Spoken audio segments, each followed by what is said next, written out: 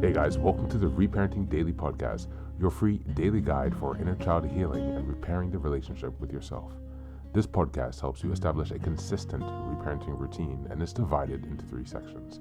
The first is a daily reading, the second is a discussion of that reading, followed by suggested journal prompts, and the last section is a peaceful binaural beats meditation for closing. Good morning, good afternoon, and good evening from whenever and wherever you're joining us.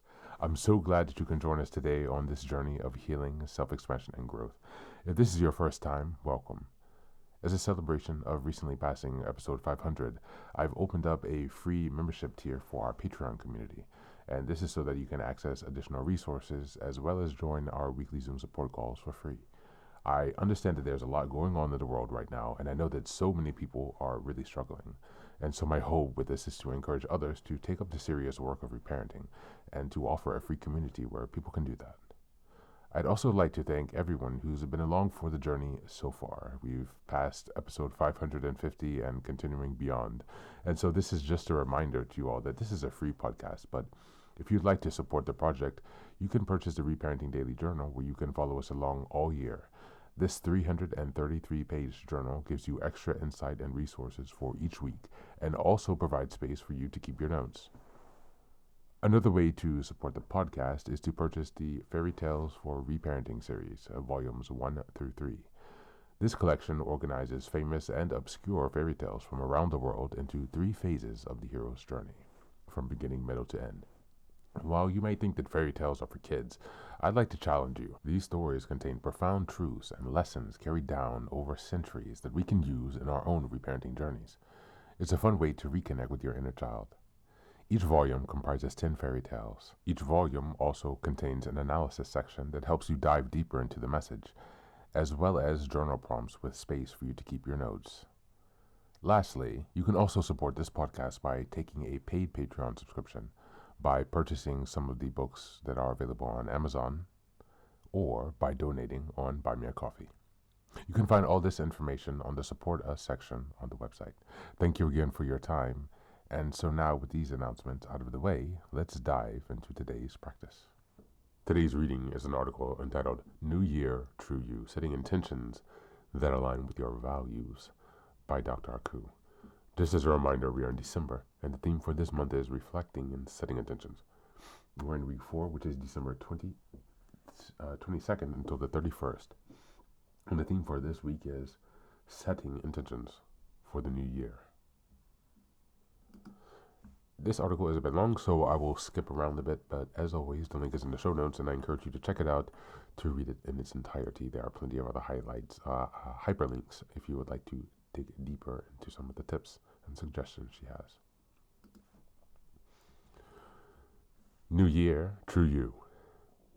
Every New Year's Eve, I used to sit down with a fresh journal and write out an ambitious list of resolutions. Exercise 5 days a week, cut out sugar, read a book a month, get more sleep. The list grew longer and more impressive each year. But by February, sometimes even sooner, most of my resolutions had fallen by the wayside. One year, after another list of unmet goals, I asked myself, why does this keep happening? I wasn't lazy, unmotivated, or disorganized. The truth hit me hard. My resolutions weren't aligned with what I truly valued.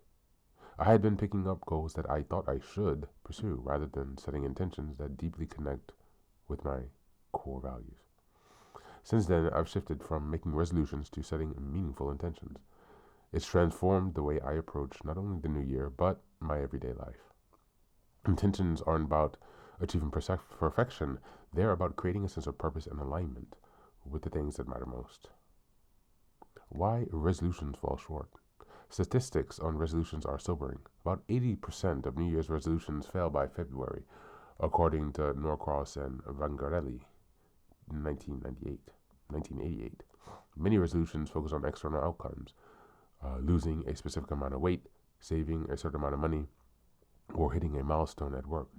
While there's nothing wrong with setting goals, resolutions often lack emotional connection and flexibility needed to sustain them.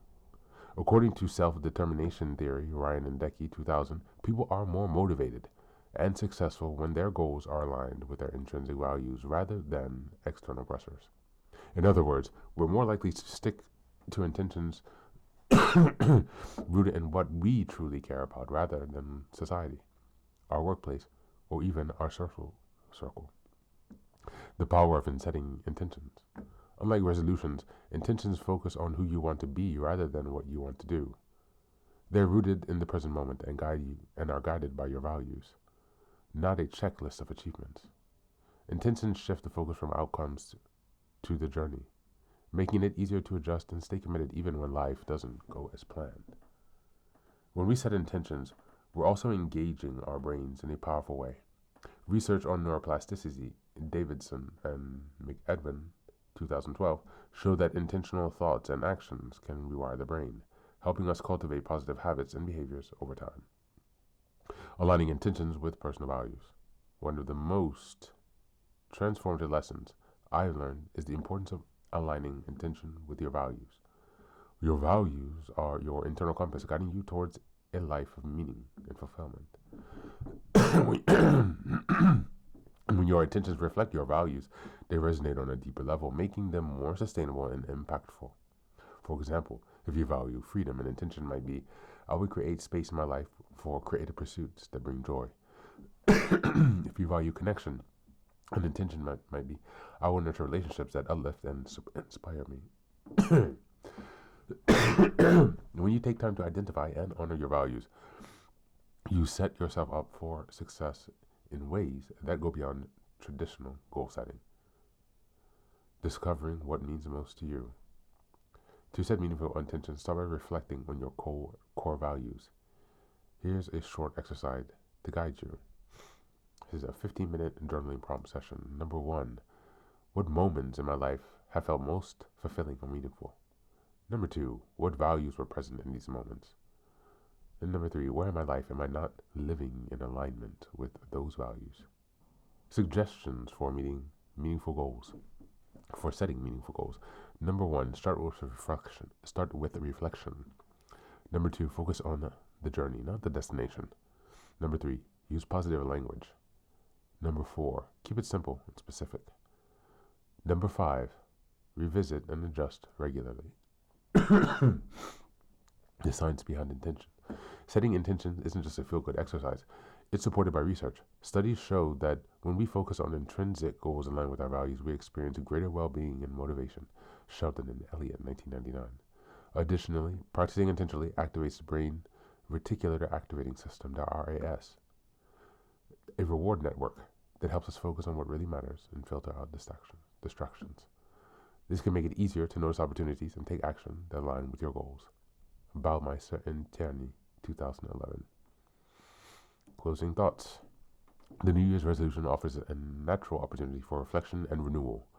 But instead of falling into the resolution trap, why not set intentions that align with your values and vision for freedom? Remember, the journey to personal freedom isn't about perfection, it's about progress. Each step you take brings you closer to the life you are meant to live. Thank you. That's the reading for today. I've skipped around, so don't forget that you can check out the article to read the remainder of it in its entirety. And sorry again for the errors. I'm still a bit sick and trying to recover, guys.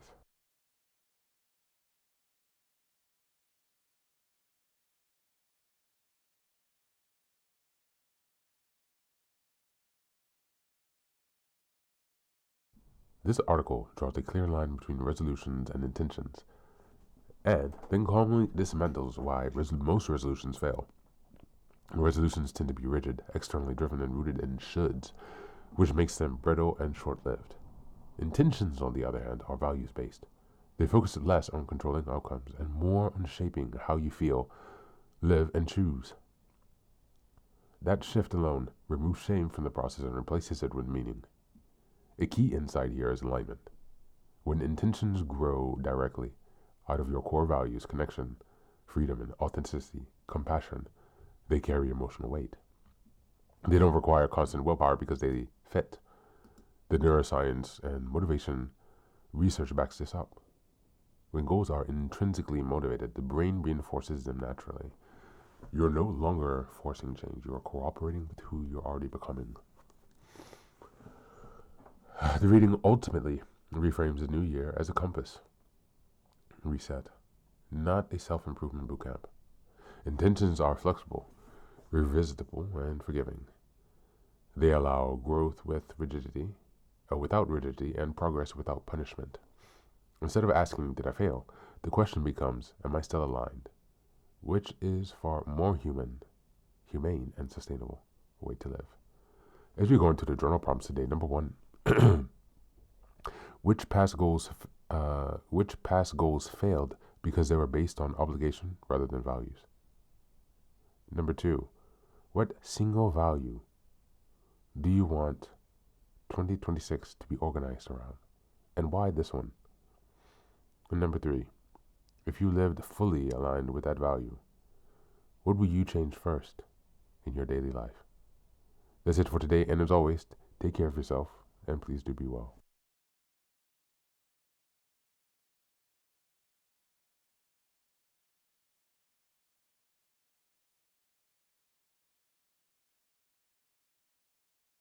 Welcome back, welcome back. Now, this is the third and final section of the daily podcast. This is your silent meditation. Please go ahead and find a space where you can be comfortable and undisturbed, where you can relax and spend some time with yourself for this 10-minute silent meditation. You can choose to be sitting, standing, lying down, or in whatever position makes you comfortable today. Take a moment to simply be with yourself. Focus on your breath and gently connect with each part of your body. If thoughts arise, don't let them overwhelm you. Just observe them without attachment. Imagine them as leaves drifting down atop a river, passing by without needing your engagement. Stay present, grounded, and open to this moment.